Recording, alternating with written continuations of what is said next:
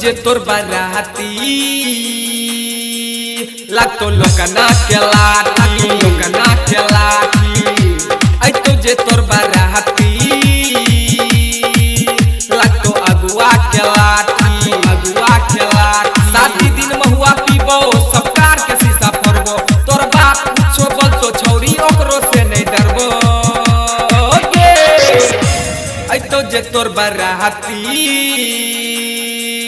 लागतो लड़को के लाठी लड़को के लाठी आई तो जे तोर बाराती लागतो अगुआ के लाठी अगुआ के लाठी लागतो लड़को के लाठी अगुआ के लाठी पढ़ी होय हमरा गलही बिगाड़ गे करी के दोसर शादी जइबी ससुरार गे करी के दोसर शादी जइबी ससुरार गे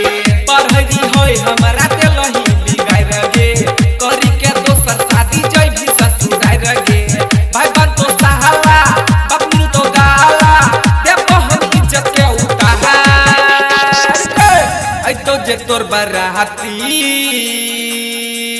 लागतो लड़को के लाठी लड़को के लाठी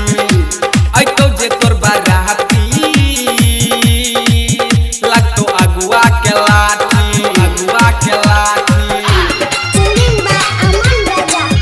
लागतो लड़को के लाठी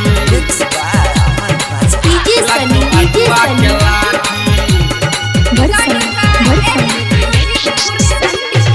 राइटर विकास से तू करे छी गे शादी अमन राजा के अब है तो बराबादी अमन राजा के अब है तो बराबादी राइटर विकास से तू करे छी गे शादी अमन राजा के अब है तो बराबादी कुसो कनेक्शन बिला बिहार देतो गे छौरिया फुटहार आई तो जे तोर बाराती लागतो लड़को के लाठी लड़को के लाठी आई तो जे तोर बाराती लागतो अगुआ के लाठी लागतो अगुआ के लाठी।